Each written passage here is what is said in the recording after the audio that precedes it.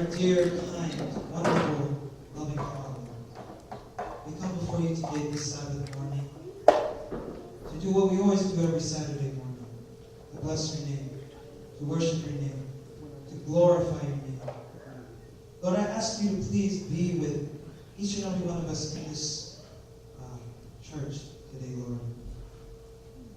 Please fill us with the Holy Spirit and help us to dig into your word and what you have in store for us. Lord, I ask you to please bless Children of the Cross today in a special way, as they are the ones leading this program.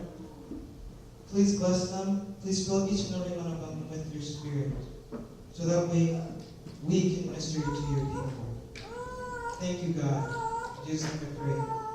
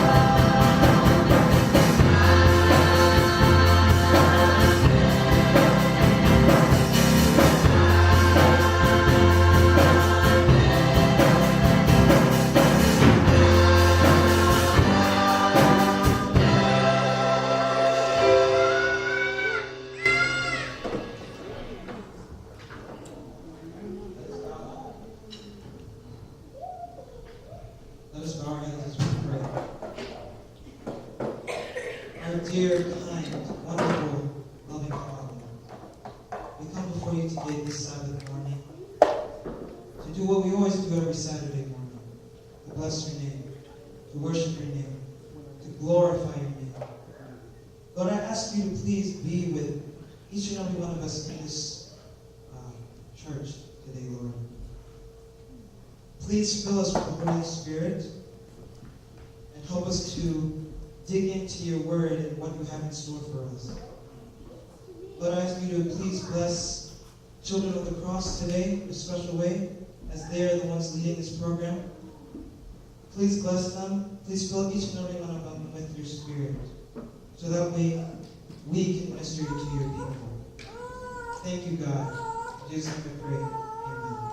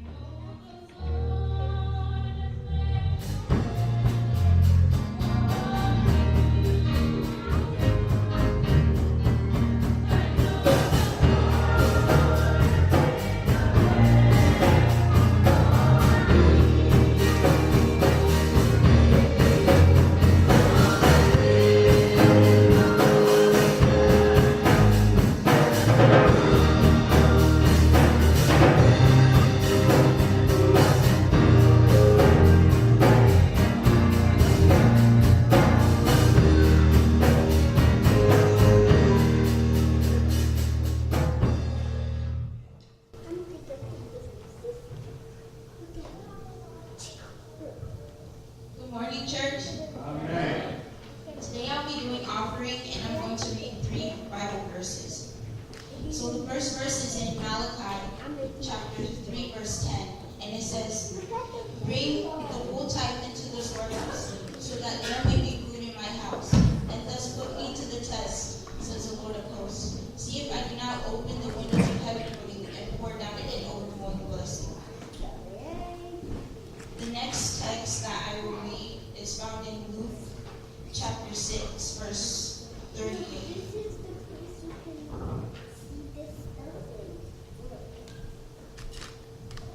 "Given it will be given unto you. A good measure pressed down, shaken together, running over, will be put into your lap. For the measure you give will be the measure you get back." The last verse I'll be reading is 2 Corinthians chapter 9, verse 7. "Each of you must give as you have made up your mind, not reluctantly or under compulsion, for God loves a cheerful giver." So with all these verses that I read, it says that if we give unto God, He will give back to us. So let us now give our tithe to God, so that we may receive blessings later on. Let us pray.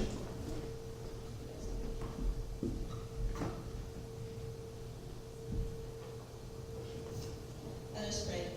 Dear Jesus, thank you for this day that you have given us. Thank you for bringing us all here into your house to worship you today. Please be with us as we give our tithe and offering, and let it come all to you. In your name I pray. Amen.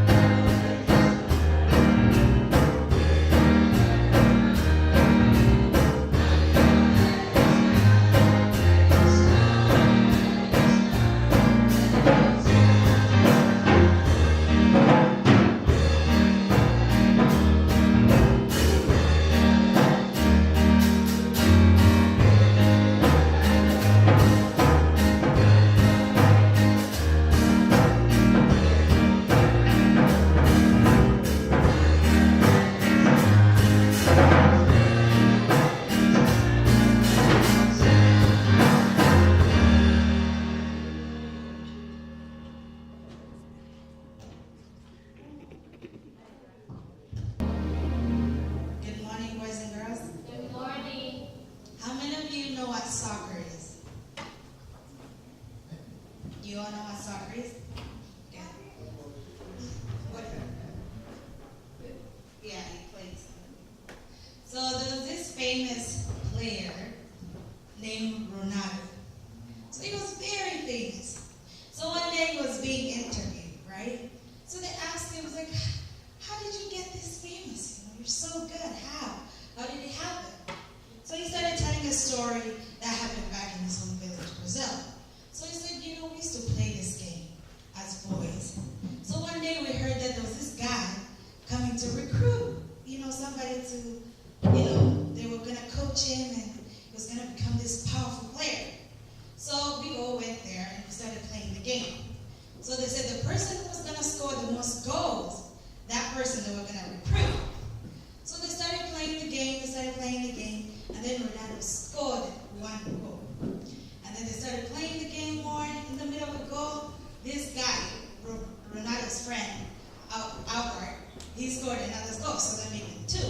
So he had one and his friend had one. So close to the end of the game, Albert had the ball, and he was going to the goal, he's going to score, but he's like, Albert is going to score. So then Albert kicked the ball towards Ronaldo, and Ronaldo scored the ball. So he made them 2 goals for Ronaldo. So he got recruited and become this, powerful player. So he was like, I am who I am today because of Albert. So the interviewers were like, okay. So they went to Brazil to investigate if the story was true. So they found Albert, and they were like, Albert, Ronaldo said this story. Is it true? And then he said, yeah, the story is true. I did kick the ball to him. I knew that Ronaldo had the better chance to become this powerful player than me. So they're like, so what do you do? And then he's like, I actually don't do anything. I actually stopped school the day of that recruitment game. So they're like, but you have like this mansion house and you look nice. How do you afford all these things if you just stay home? So he's like, well, Ronaldo didn't forget me. He actually provides everything that I have today. So Ronaldo, even though he became famous, he didn't forget Albert. We are who we are because of Jesus Christ's sacrifice. So we should not forget who he is to us. Okay? Who wants to pray?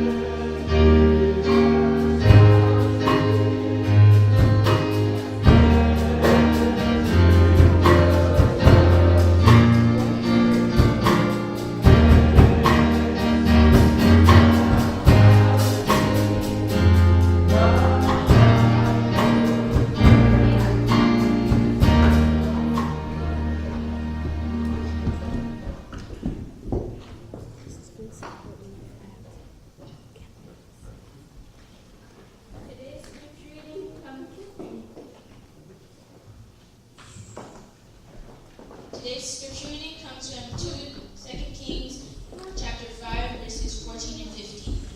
So Naaman went down and dipped in the Jordan River 7 times, just as Elisha said. Then his skin became new again, like the skin of a child, and he was clean. Naaman and all his men returned to Elisha. He stood before Elisha and said, Look, I know there is no God in all earth except in Israel. Now please accept a gift from me. May the Lord bless the scripture.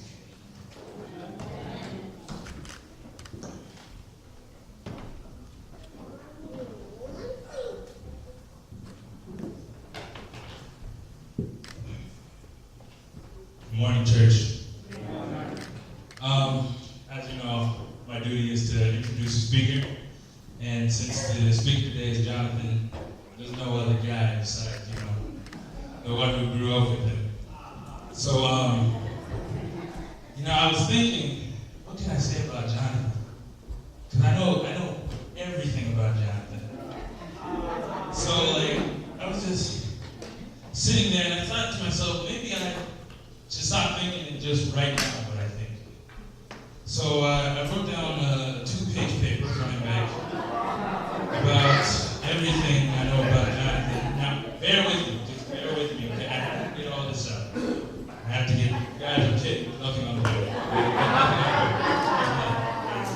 It's all right. There's nothing on the paper. But I will say something about Jonathan. He's okay. I mean, he's an all right guy. I mean, I hang around him all my life, so no, I'm kidding. But Jonathan, he's a great guy. But Jonathan, he's not like just anybody to me. Jonathan is my brother. Whether like Jonathan, me and him are bond. We put blood to each other. Okay, so now we're related. If you go test us, we're related. Okay, because we're blood brothers. But Jonathan, most importantly, is my musical brother. And if you guys know us, we love music. And I love music especially. So anybody who loves music as much as me is very close to my heart, and that's where Jonathan is. I know because whenever like I think of melody, and I'm thinking about it, and then right when I'm about to say it, I'm like, Jonathan, we should do, I already know what you're talking about. And then we're just singing together. And plus Jonathan, he's always been like, I don't know how to put this, but like a big brother, but you know, the size-wise, it doesn't count everything. He's always been a big brother to me. I've always, I've loved growing musically. That's not a word, but I've loved growing together in music with Jonathan, and I wouldn't have anybody else to play with besides Jonathan. I mean, Uncle Chai, we can play, but Joker's my bass man, okay? But I love the guy, and he's really blessed, and I think he's going to deliver a great message today. And good luck, John. After the special song, you'll hear my brother.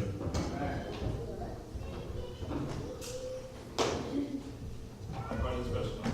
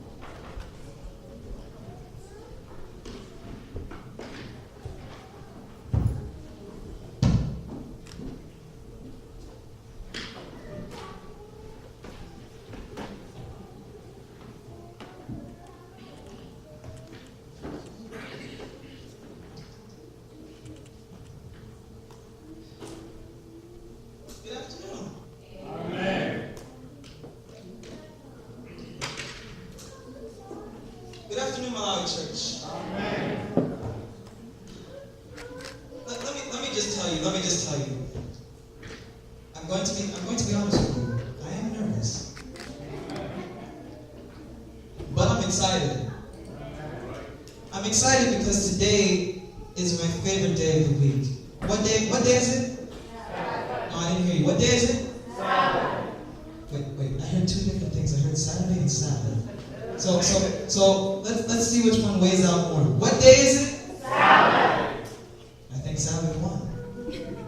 Today is Sabbath. Today is my favorite day. I'm excited because Malawi Church has given me the duty to share the Word of God with you today. You know, God is a special God. He specializes in a lot of things. But one of the things He specializes in is in confusion, if you notice. You know, some things may confuse us in life where we try to plan how things go, but He puts people like me, as young as I am, 17 years old, in place to speak to you today. So I want to thank God in a special way for putting me in this position. I want to thank my parents as well. I want to thank my mom individually for coming all the way from Texas just to hear my voice today and to hear Children of the Cross minister to you today. I want to thank my dad in a special way as well. You know, my dad is very special to me. I remember last time I was up here, I was speechless on what to say about him because there was so much I could say about him. I just love him that much. You know, I appreciate my dad. You know, he's the one that helped me prepare my sermon today. My dad goes to work every day. Like, he works a 9-to-5 job. And if you ask me, I can't do that. And throughout all the time, he would come home tired and he would stay up until 1 o'clock in the morning just to help me prepare this sermon. Isn't that a blessing? And to thank them as parents that, you know, have made me the person I am today. If it wasn't for them, I would not be here. I would not be here preaching to you. I want to thank Children of the Cross in a special way. Malawi Church, do you remember when we were named Jonathan and Friends? You guys remember that? Uncle T, you remember that? I want to thank Children of the Cross for one thing, for changing the name. You know, Jonathan and Friends was kind of a little bit self-centered, you know? It was kind of like, you know, I don't want to be the one that's, you know, leading the group or anything. I don't want to look like a significant other out of the group. So I want to thank them for two things. One, for changing the name, and for agreeing to minister to this church today. I'm telling you right now, you guys are in store for something in the afternoon. I want to thank everybody that came to hear me preach. I want to thank a special person in advance. I want to thank Tamma, who's in the back. You know, Tamma's like a big sister to me. At home, she's usually, you know, asking me to do things. Oh, Jonah, can you do the dishes? Oh, can you go get this in the fridge? Can you go get this at the store? And you know, she's even told me herself that, you know, sometimes she feels bothered when she asks me. But Tamma, I want to let you know that every time you do that, I'm happy to do it for you. You know the reason why? I would rather do that every day than have to go to South Bend Memorial Hospital to see you every day, hoping that you get out. I just praise God that you are here today, that you came to see me preach for you. You are a living testimony. Now, let's dig in. We're going to be focusing on the story of Naaman. Now, Naaman was a captain of the army under the king of Aram. He was a great man. He was well respected. He was actually second in command under the king of Aram. This man was a valiant warrior. Now, he sounds like any other soldier in the army, in the Bible that we find. We have David, we have Solomon. But the significance of Naaman is that he had leprosy. Let us pray. Our dear, kind, and loving Father, I ask you to please come before us. and help us to dig into this word of your living, speaking, life-changing word. Lord, I ask you to please bless me in a special way. Please fill me with your Holy Spirit. Please do not let me tell the congregation what I want to tell them. But please help me tell them what you want me to tell them. Lord, please use me as your messenger as you prepared in our sermon today. For I pray all this in Jesus' name, amen. So, we were talking about Naaman, right?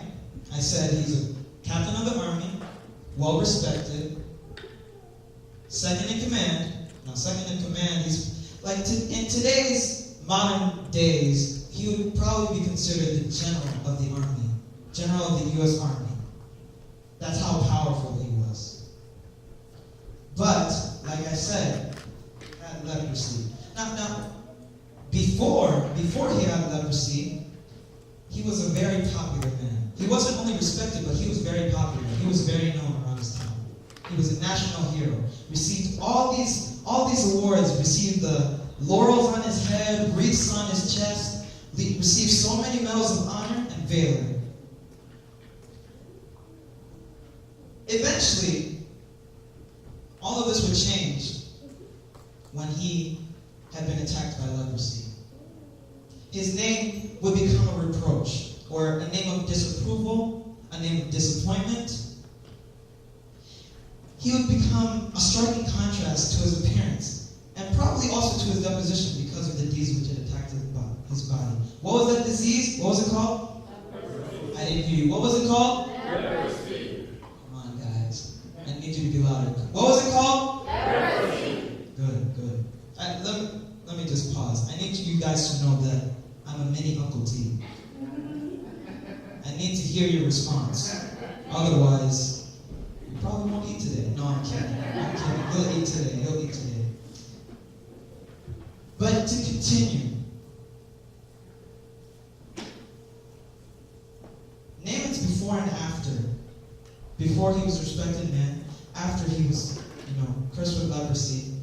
This is kind of providing a striking picture of mankind created physically and spiritually. Beautiful in God's image, okay? Keep that in mind. Beautiful in God's image.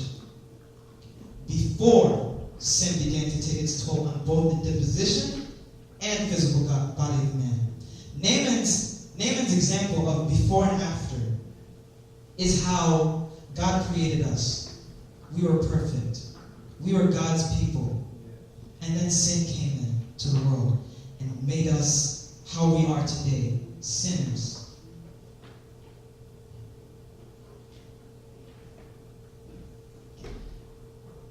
Now, I mentioned that Naaman was a very victorious man. In fact, on top of that, God was with him. God was with him in all the victories that he had won, all the battles that he had battled, the victories that he had won, the medals, the laurels. It was all God blessing him. On top of that, he was also, his army had actually captured Israel at the time. At that time, God was punishing Israel. And at that time, Israel was known as God's chosen people. Now, I said Naaman is a man of God, right? He was a man whom God had used as he had Pharaoh and the kings of Assyria and Babylon. Now, this is interesting. This is interesting. Here, as Naaman is being used, we see how the Lord uses the saved and the unsaved alike to carry out his purposes and plans. Okay? So, God was using Naaman for his plans, right? Right? Right? Okay. I hope you guys can sleep now. So, God was using Naaman for his purposes and plans, right? Thank you. I want you to know something, okay? There's so many times when God uses us to carry out his purposes and plans, just like he did Naaman, to carry out all those victories and battles. But, I hope you listen to this, but being so used by God does not save a person. Did you hear me? Being so used does not, and I repeat not, I don't care if you can argue with me on that, it does not save you as a person. It doesn't give us an excuse to take it easy. It doesn't give us an excuse. Just because God is using us in His plans does not give us an excuse. We still need to live our Christian lives. Okay? Just because God is using us to carry out His plans, we should not think that we're automatically saved, that we automatically have a free ticket, an easy ticket into heaven. No, that's not the case. Anyway, to continue. How about we talk about leprosy for a second? According to Google's definition, leprosy is a contagious, I said what? Contagious, right? Contagious disease that affects the skin, mucous membranes, and nerves, causing discoloration and lumps on the skin, and in severe cases, disfigurement and deformities. Now today, leprosy is mainly confined to tropical Africa and Asia. Now that we got our leprosy definition, according to Google, notice how I said Google. I didn't say what the scripture's definition was. I said according to Google. How about we look at how leprosy was looked in the Bible? In Scripture, leprosy is a portrait of sin and man's true spiritual condition. How about, let me stop right there. Every one of us has a spiritual condition. And I'm telling you, we all know each other's spiritual conditions. Right now, there are two stages in today's society. There's one where you don't sin, you're healthy. There's two, you sin, you're a sinner. Now, I'm here to tell you, every single one of us, we are on stage 2. We are sinners. So we are sick. I just hope you know that. Back in the Bible, however, there were 3 stages. Those first 2 that I mentioned, and the third stage under sinners, leprosy. Leprosy, as I said, was a portrait of sin and man's true spiritual condition, which means if you had leprosy, God saw you as a sinner. At least back in the Bible. Anyway, to continue with my definition of the Scripture. Scripture says, leprosy is a portrait of sin and man's true spiritual condition without the saving grace or spiritual healing of God's salvation in the Lord Jesus Christ. If anybody has their bulletin, I want you to look at the title of our sermon today. Our sermon today is called The Testimonial Story of God's Salvation. In our sermon, we're going to cover Naaman's story. Through it, we're going to see how Naaman had to realize that he was in fact a sinner and had to change his ways in order to receive God's salvation. Us as sinners, congregation, I want you to know this. Us as sinners, we need to thrive for God's salvation. Not only God's salvation, but we need to thrive in order to worship Him. Because if we don't have His salvation, we will not be saved. Did you hear me? If we don't have His salvation, we will not be what? Saved. We will not be what? Saved. We will not be what? Saved.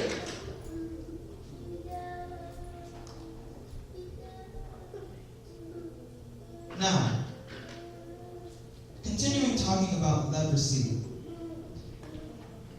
we need to know that in our Bible's times, leprosy, anyone, and I mean anyone, is eligible to receive leprosy. One may be great, one may be successful, wealthy, honorable, mighty,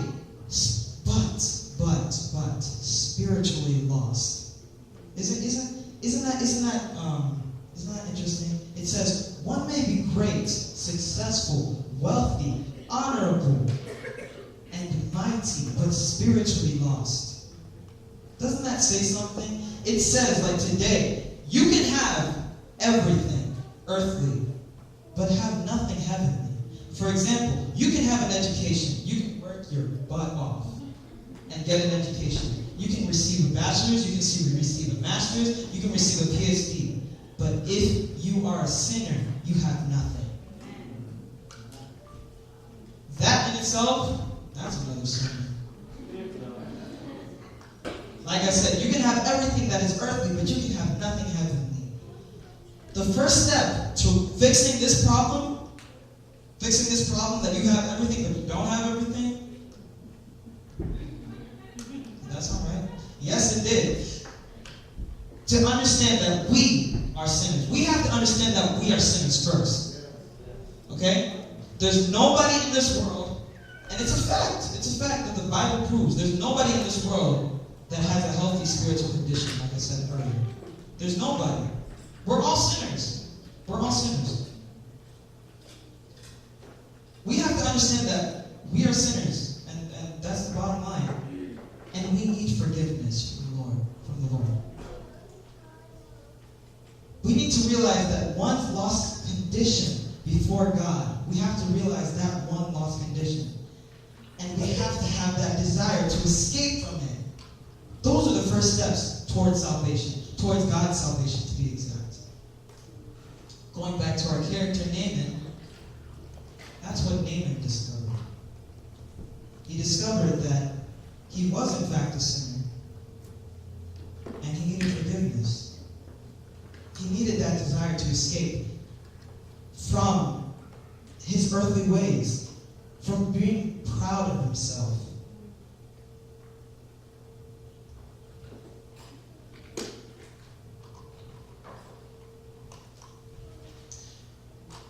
We're going to open our Bibles now to 2 Kings chapter 5. And we're going to start at verse 1. I want to thank Tapiwa in a special way for reading the scripture reading. That was well done.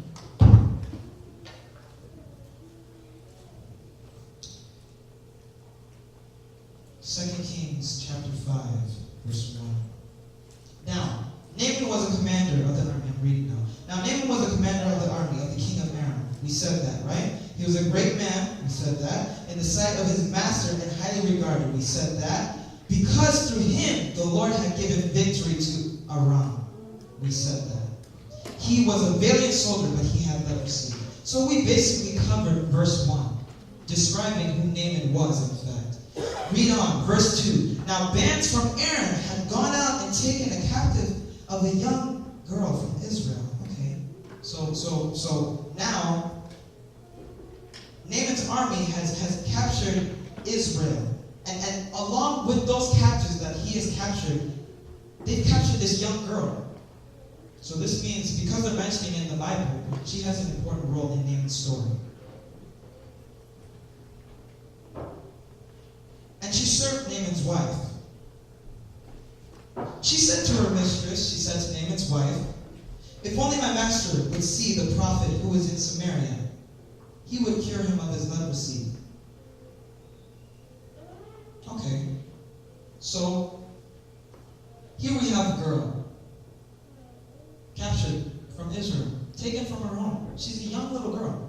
She's probably from Nyla's age to Maya's age, somewhere in there. She's a young girl taken from her home. Can you imagine? Say Malawi Church. Say we were Israel. And probably, I don't know, Zimbabwe came and captured us. And took probably Toowoomba away. How would we feel? We would feel, hurt. And Toowoomba herself would probably be devastated. I don't know about you, but that's a hard task to be taken away from your home by force. But we see that she's serving Naaman's wife, correct? Correct? Correct? Okay, I need to hear you guys. I need to hear you. Tells me I'm doing my job. We have seen that this girl is serving Naaman's wife. And while she's serving Naaman's wife, she says to her that she knows a person that can heal her master. Who's her master? Who's her master? Naaman, right? She says to her wife that I know somebody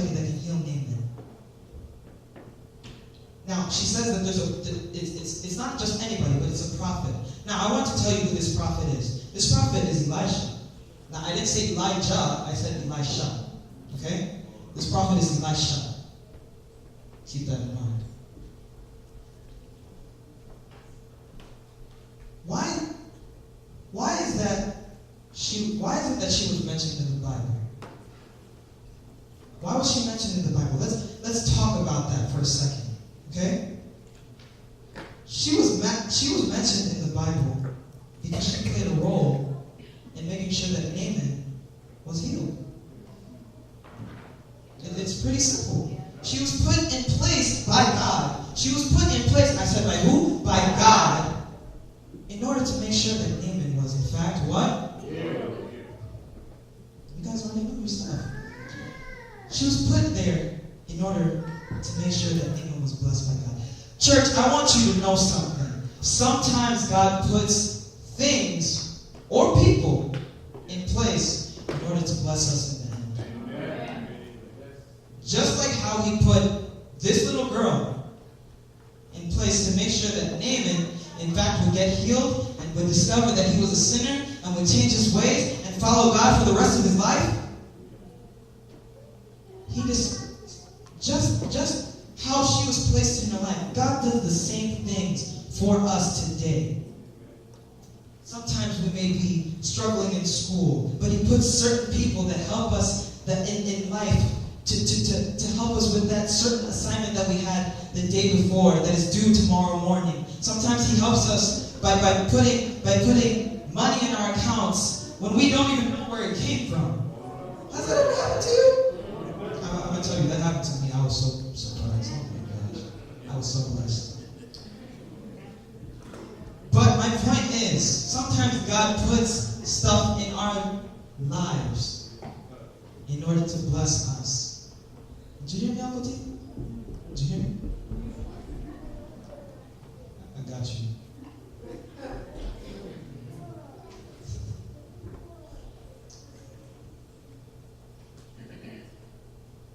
May I continue? I hope I'm not taking too much time. Dad's my timekeeper for the day, so Dad, please let me know. Thank you.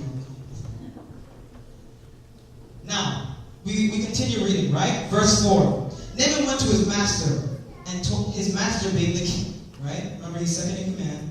Naaman went to his master and told him what the girl from Israel had said. Now, I forgot to mention this. Why did Naaman listen to this girl? Why did she listen to him? She's a slave. He's second in command. She was taken from her home. Naaman lives at home. She has nothing to do except work by force for Naaman's wife. Naaman can do whatever he wants because he's the general. Except whenever the king tells him not to do something, that's when he can't do something, but he can do whatever he wants compared to this girl. Why did he listen to her? I'm going to tell you why. Her life, she dedicated her life. Even though it doesn't even mention in the Bible, it's pretty obvious. She dedicated her life to God. She dedicated her life to witness for God. She was used as a messenger. She was used as a messenger sent by God. Here we see how the Lord always has messengers of the word. When there is a person whose heart has been prepared, God has always had his messengers. You hear me? When there is a person whose heart has been prepared, just like this little girl's heart was prepared, God has always had his messengers. Now. How does God pick these messengers? How does God pick these messengers like he picked this little girl? What kind of messengers does God use? He uses those who are available. Okay? He uses those who are available, those who know and love the Lord. Did you hear that? Did you hear that? He uses those whose hearts are available, whose hearts are prepared, and those who know and love the Lord. So, does that mean God's not going to use you if you don't love the Lord? That's exactly what it means. If God knows you, He knows that you love Him, He'll use you. No doubt. I'm hearing stomachs rumbling. Are you guys hungry? I'm sorry, let me continue. I'm telling you, you guys, this is a great story. I just love it. I'm sorry if I'm taking too long. I love talking about this story. Now, we're talking about Naaman. He went to his master and told the girl from Israel what she said. The king said, "By all means, go." The king of Aram replied, "I will send a letter to the king of Israel." Okay? So keep in mind, this is going to get interesting. He said that he's going to send a letter to the king of Israel. Okay? So Naaman left, taking with him 10 talents of silver, 6,000 shekels of gold, and 10 sets of clothing. Then the letter that he took to the king of Israel read, "With this letter I am sending my servant Naaman to you, so that you may cure him of his leprosy." No. Wait for this verse. This verse is really interesting. Verse 7. As soon as the king of Israel had read the letter, he tore his robes and said, "Am I God? Can I kill and bring back to life?" He said, "Can I kill and bring back to life?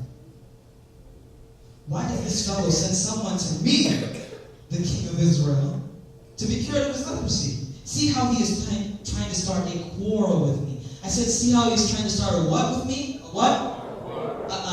No. What did he say? You guys, now you were just quiet. You were quiet the first time. What did he say? A quarrel to look at me as somebody that thinks he's too proud of himself. He thinks he's so good. He thinks he's got it all. Not only the people around me, but God Himself. God Himself will dishonor me. That everybody around me will disown me. God will disown me. He'll put me in a place so hard to get out of. I will feel like God hates me. Like I said, God hates the haughty eyes, the proud look. I will in fact know that God hates my pride. Third bullet point. A man's pride will bring him low. A man's pride will bring him low. Fourth bullet point. Oh, that was the fourth bullet point. My bad. Oh, wait, no. No, I have one more. Pride goes before destruction, and a haughty spirit before stumbling. Let me break that down for you, okay? So that sounds a little complicated. Let me break that down for you. Pride goes before destruction. You have pride, you're going to destroy yourself. You have a haughty spirit, which means you're too proud of yourself. You're going to stumble. You're going to destroy yourself. You're going to stumble. You're going to go through every single hard path that you can even think of if you have too much pride of yourself. Well, I want the congregation to know, and I hope you give me a response on this one. Being proud of yourself is not bad. But be proud of yourself to a limit where God's salvation won't, and I quote, won't be tampered with. Do you hear me? Do you? I hope you hear me. Be proud of yourself to a limit where God's salvation won't be tampered with. Do you hear me?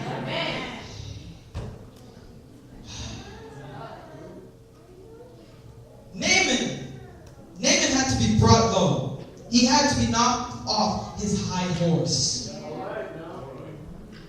God cannot and will not. I'll say it again, I quote, will not bless us as long as we are full of pride. Church, this is where I'm really excited to tell you this.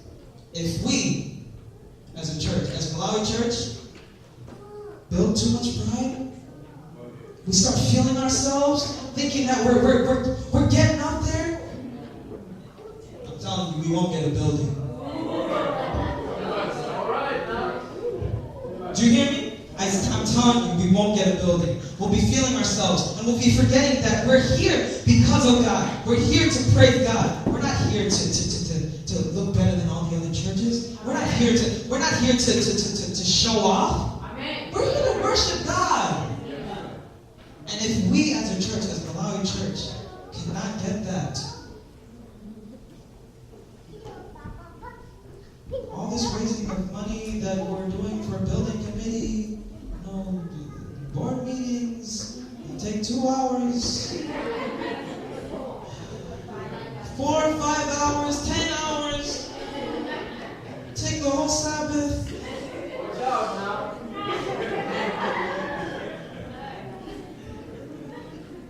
Having our kids sing, let's go home. I'm telling you, we won't have it. We won't get there. Let's continue. God is opposed to the proud, but gives grace to the humble. Now, who can experience God's grace? Who did I say is blessed? I said the humble, right? I said the humble. Who can experience God's grace? Who can experience God's grace? The humble. Then from who does God withhold the grace? The pride. Let's continue.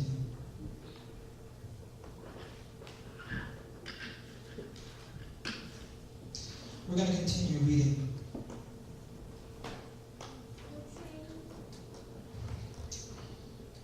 Verse 13. Naaman's servants went to him and said, "My father, if the prophet had told you to do some great thing, would you not have done it? How much more than when he tells you, wash and be cleansed?" So here is Naaman's servant telling him to just listen to what Elisha told him to do. So Naaman decided to listen. He went down and dipped himself in the Jordan 7 times, just as Elisha said, as the man of God had told him, and his flesh was restored and became clean like that of a young bull. So Naaman is healed now. He actually, in fact, listened to Elisha, got over his pride. And do you hear me? He got over his pride. And listened to what Elisha had told him to do. Verse 15. Then Naaman and all his attendants went back to the man of God. He stood before him and said, Now I know that there is no God in all the world except Israel. Please accept this gift from your servant. The prophet answered, Elisha answered, As surely as the Lord lives, whom I serve, I will not accept a thing. And even though Naaman urged him, he refused. If you will not, said Naaman, please let me, your servant, be given as much earth as a pair of mules can carry. For your servant will never again make burnt offerings and sacrifices to any other god but the Lord.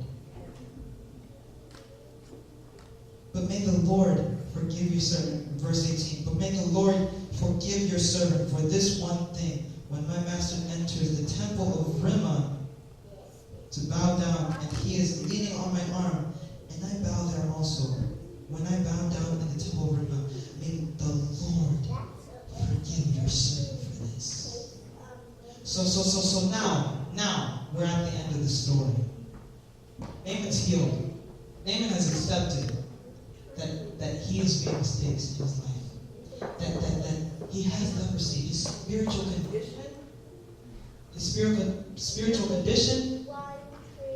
is at the lowest that he can get. I mean, there is another stage.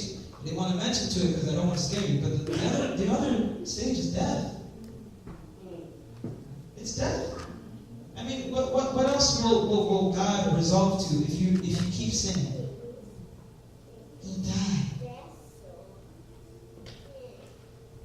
But Naaman, this one proud soldier of the army, well respected, and he was national hero, had all these honors, had all these earthly things that God in the beginning blessed him with.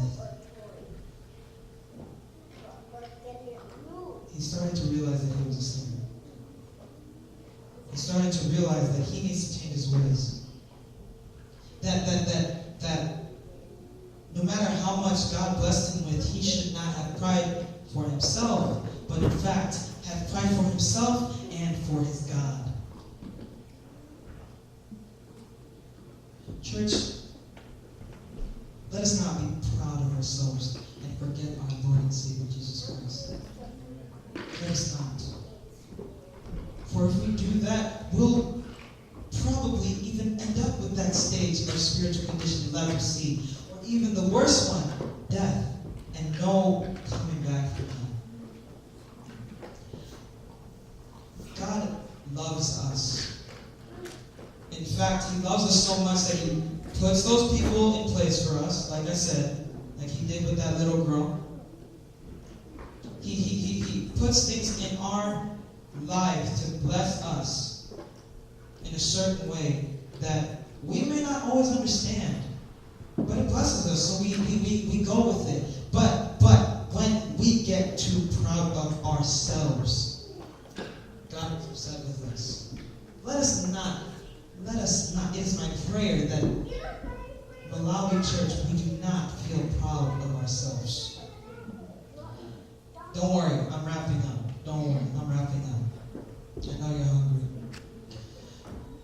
Now, what are some of the key lessons we can glean from this story? The number one lesson is God is constantly at work. I said, where is he constantly? He's constantly at what? Work. No, where is he constantly? He's constantly at what? He's constantly at work to lead people to himself. No matter how dark, listen to that, no matter how dark their condition is. Naaman's condition was dark. He had leprosy. But he's still at work to lead people to himself. Number two, God uses any committed believer, no matter how ordinary or insignificant they may be. How? Because of the mighty God who indwells in us. This makes us significant as his instruments of light. God can use any of us as long as we believe, know, and love the Lord. He can use any of us in any way. Number three, the grace of God cannot be bought with silver and gold or power or position. Just like the king of Aram was trying to buy Naaman's curing. It can't be bought. You can't buy God's salvation. Remember I said that? Number four, in fact, power and position, silver and gold, can be a hindrance, a block to coming to Christ, as well as to effective service.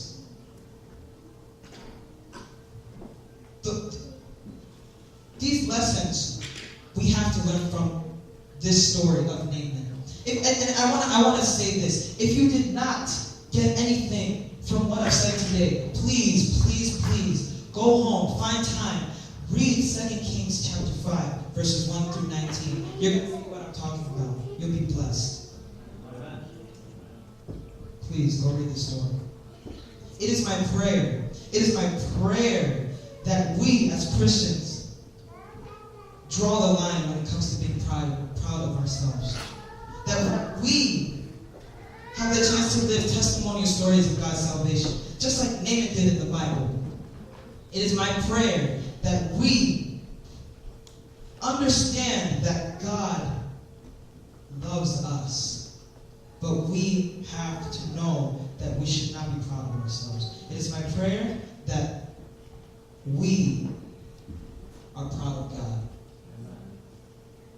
How many of us want to be proud of God? By a show of hands. How many of us want to be proud of God for everything that he does for us? That he puts things in plan for, he puts stuff in plan for us. And how many of us, with the other hand, so keep that other hand up, how many of us want to be those messengers that God puts in place in order to make his purposes and plans work? How many of us? If you want all these things to happen, please stand with me.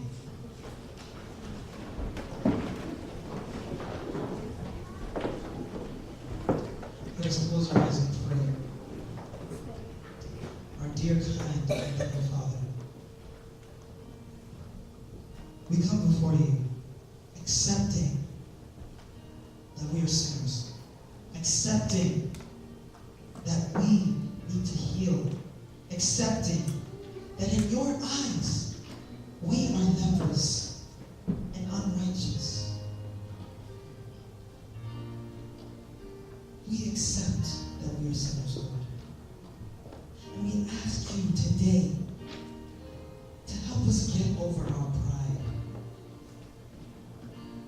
to help us be proud of you. Lord, today I pray for Malawi Church. I pray that they are blessed today. I pray that you used me to reach out to them, Lord. Even though that you knew your servant, Jonathan Chitaya, was nervous, was shocked that he was asked to preach, you still took him in and used him as a messenger. I thank you for that.